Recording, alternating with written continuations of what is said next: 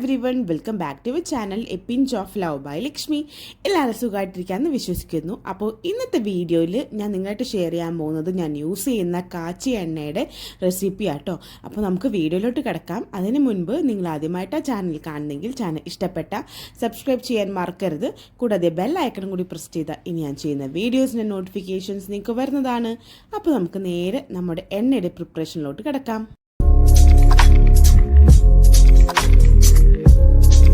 നമ്മുടെ ഈ കാച്ചി എണ്ണ പ്രിപ്പയർ ചെയ്യാനായിട്ട് എന്തൊക്കെയാണ് നമ്മൾ യൂസ് ചെയ്യുന്നതെന്ന് കാണിച്ചു തരാം കേട്ടോ. അപ്പോൾ ഇതെല്ലാമാണ് നമ്മൾ യൂസ് ചെയ്യുന്നത്. ചെമ്പരത്തിയുടെ പൂവ്, അതുപോലെ തന്നെ കുറച്ച് തുളസി ഇല എടുക്കുന്നുണ്ട്. പിന്നെ ഞങ്ങൾ എടുക്കുന്നത് കയ്യൂന്നി അല്ലെങ്കിൽ ഭൃംഗരാജ് എന്ന് പറയും, അതിൻ്റെ ഇലയാണ്. പിന്നെ കറിവേപ്പിലയുണ്ട്, കൂടാതെ നീലമരിയുണ്ട്, ഇൻഡിഗോ എന്ന് പറയും. പിന്നെ ആര്യവേപ്പിൻ്റെ ഇല, കുറച്ച് നെല്ലിക്ക കഷ്ണങ്ങളായിട്ട് നുറുക്കിയതുണ്ട്, പിന്നെ നമ്മുടെ കറ്റാർവാഴ. ഇവയെല്ലാമാണ് നമ്മൾ ഇന്ന് കാച്ചി എണ്ണ പ്രിപ്പയർ ചെയ്യാനായിട്ട് യൂസ് ചെയ്യുന്ന ഇൻഗ്രീഡിയൻസ്.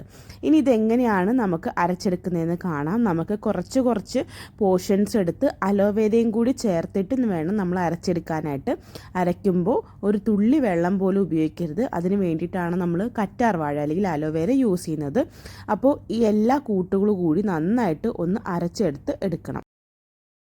ഞാനിവിടെ മിക്സിയിലാണ് അരച്ചെടുക്കുന്നത്. നിങ്ങൾക്ക് വേണമെങ്കിൽ അമ്മിക്കല്ലിൽ അരച്ചെടുക്കണമെങ്കിൽ അരച്ചെടുക്കാം കേട്ടോ. ഇനിയിപ്പോൾ എണ്ണ കാച്ചാനായിട്ട് ഞാനൊരു വലിയൊരു ഉരുളി എടുത്തിട്ടുണ്ട്.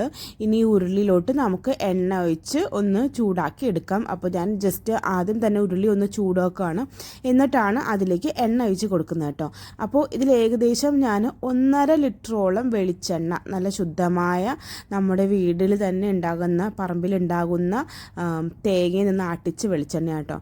അപ്പോൾ ശുദ്ധമായ വെളിച്ചെണ്ണ, നമ്മളിത് 1.5 ലിറ്ററോളം വെളിച്ചെണ്ണയാണ് നമ്മളിപ്പോൾ ഇതുണ്ടാക്കാനായിട്ട് യൂസ് ചെയ്യുന്നത്.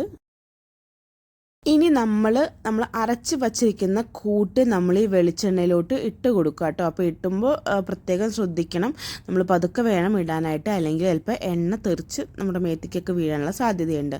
അപ്പോൾ പതുക്കെ നമുക്ക് ഈ കൂട്ടൊന്ന് ഇട്ട് കൊടുക്കാം ഈ ഒരു വെളിച്ചെണ്ണയിലോട്ട്.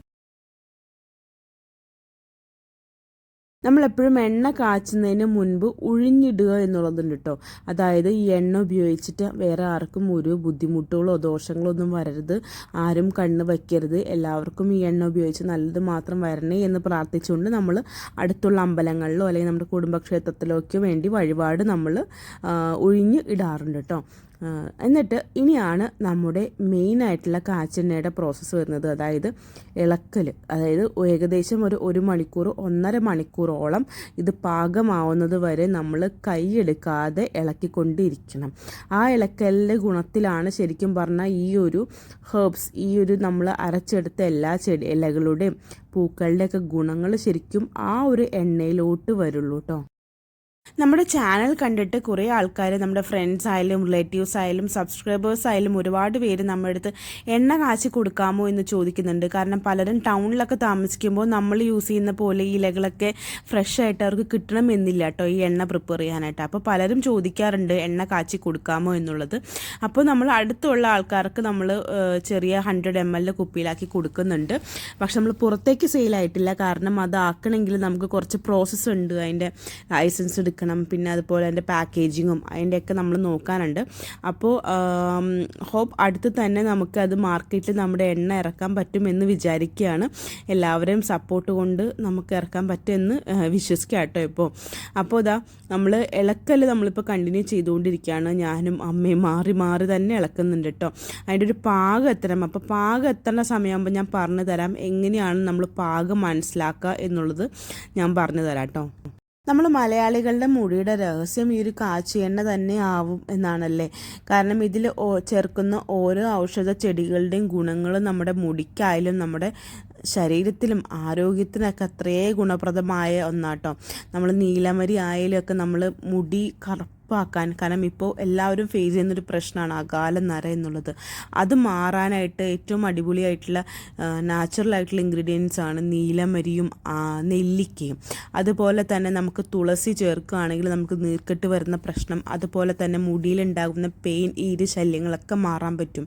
കൂടാതെ ചെമ്പരത്തി, കയ്യൂന്നി, കരിവേപ്പില, ഇതെല്ലാം നമ്മുടെ മുടി വളരാനും മുടി കൊഴിച്ചിൽ മാറാനും നമുക്ക് തലയോട്ടിലുണ്ടാകുന്ന ഫംഗൽ ഇൻഫെക്ഷൻ, അതായത് താരൻ പോലുള്ള ഇൻഫെക്ഷൻസ് എല്ലാം മാറാനൊക്കെ ഏറ്റവും അടിപൊളിയായിട്ടുള്ള ഒന്നാട്ടോ. ശരിക്കും എണ്ണ എന്നുള്ളതൊരു നാച്ചുറൽ മോയ്സ്ചറൈസറാണ്. അപ്പോൾ നമ്മുടെ മുടിക്ക് നല്ലൊരു മോയ്സ്ചറൈസിങ് ഏജൻറ്റും കൂടിയാണ് ഈ ഒരു കാച്ചിയ എണ്ണ എന്ന് വേണമെങ്കിൽ നിങ്ങൾക്ക് പറയാൻ പറ്റും. ഏകദേശം 1 മണിക്കൂർ നമ്മൾ ഇളക്കി കഴിയുമ്പോഴേക്കും എണ്ണ നല്ല ഒരു ഡാർക്ക് ഗ്രീൻ കളറായിട്ടുണ്ട്. നല്ലൊരു മണം, ഈ നമ്മൾ ചേർത്ത ഔഷധക്കൂട്ടിൻ്റെ നല്ലൊരു മണം വരുന്നുണ്ട് കേട്ടോ. അപ്പോൾ നിങ്ങളിത് പ്രിപ്പയർ ചെയ്യുമ്പോൾ എപ്പോഴും ഒരു മീഡിയം ഫ്ലെയിമിലിട്ടിട്ട് വേണം നിങ്ങൾ പ്രിപ്പയർ ചെയ്യാനായിട്ട്. അല്ലെങ്കിൽ ഇത് കരിയാനുള്ള ഒരു ചാൻസ് ഉണ്ട്. അപ്പോൾ കരിഞ്ഞു കഴിഞ്ഞാൽ നമ്മുടെ എണ്ണ കറുത്തിരിക്കും എന്നല്ലാണ്ട് ഇതിൻ്റെ ഗുണങ്ങളെല്ലാം നമുക്ക് നഷ്ടപ്പെട്ടു പോകട്ടോ. അപ്പോൾ ഒരു മീഡിയം ഫ്ലെയിമിലാക്കിയിട്ട് വേണം നിങ്ങൾ നന്നായിട്ട് ഇളക്കി കൊടുക്കാനായിട്ട്. ഇനി എണ്ണയുടെ പാകം എങ്ങനെ നമുക്ക് മനസ്സിലാക്കാം നോക്കാം. നമ്മൾ നന്നായിട്ടൊന്ന് തിളപ്പിച്ച ശേഷം നമ്മൾ ഇതിൻ്റെ തരി ഒന്ന് തൊട്ട് നോക്കുക. തരി തൊട്ട് നോക്കുമ്പോൾ നമുക്ക് അതൊരു മണൽ പോലെ, അതായത് തരി പോലെയാണ് തോന്നുന്നതെങ്കിൽ നമ്മുടെ എണ്ണ പാകമായിട്ടുണ്ട് എന്നാണ് അർത്ഥം. അതല്ലാതെ അത് ഭയങ്കര സോഫ്റ്റായിട്ട് ഇങ്ങനെ പതുപതുന്നാണ് ഇരിക്കുന്നതെങ്കിൽ എണ്ണ കുറച്ചും കൂടി ആവാനുണ്ട് എന്നുള്ളതാണ് കേട്ടോ. അപ്പോൾ അത് ഏകദേശം ഒരു 1.5 മണിക്കൂറിന് ശേഷം നമ്മുടെ എണ്ണ ഇവിടെ റെഡി ആയിട്ടുണ്ട്. ഇനി നമ്മൾ ശ്രദ്ധിക്കേണ്ട കാര്യം എന്ന് വെച്ചാൽ ഇതിലേക്ക് വെള്ളമൊന്നും നമ്മൾ വീഴാൻ പാടില്ല. നമ്മൾ ഏത് പാത്രം എടുക്കുമ്പോഴും അല്ലെങ്കിൽ എണ്ണ പകർത്താൻ വേണ്ടിയൊക്കെ ഉപയോഗിക്കുമ്പോഴും തീരെ വെള്ളം തൊടാത്ത പാത്രം, അതായത് നന്നായിട്ട് തുടച്ച് വൃത്തിയുള്ള പാത്രത്തിലോട്ട് വേണം നമ്മളിത് മാറ്റി വെക്കാനായിട്ടോ. അപ്പോൾ നമ്മുടെ എണ്ണയുടെ പ്രിപ്പറേഷൻ ഇത്രയേ ഉള്ളൂ. വളരെ എളുപ്പത്തിൽ നമുക്ക് ഉണ്ടാക്കാൻ പറ്റുന്ന ഒന്നാട്ടോ. അപ്പോൾ ഇതെല്ലാവരും വീട്ടിലുണ്ടാക്കി നോക്കുക, നിങ്ങളുടെ മുടിയിൽ ഉപയോഗിക്കുക. മുടി നല്ലതായിട്ട് ഹെൽത്തി ആയിട്ട് വളരാനായിട്ട് ഇത് മാത്രം മതി. അപ്പോൾ ഈ വീഡിയോ എല്ലാവർക്കും ഇഷ്ടപ്പെട്ടു എന്ന് വിശ്വസിക്കുന്നു. ഇഷ്ടപ്പെടുകയാണെങ്കിൽ ലൈക്ക് ചെയ്യുക, ഷെയർ ചെയ്യുക. അതുപോലെ തന്നെ നിങ്ങളുടെ സംശയങ്ങളും അഭിപ്രായങ്ങളും എല്ലാം താഴെ കമൻറ്റ് ബോക്സിൽ അറിയിക്കുക. അപ്പോൾ ഇനി ഒരു അടിപൊളി വീഡിയോ ആയിട്ട് വരുന്നത് വരെ ടാറ്റാ, ബൈ, ടേക്ക് കെയർ.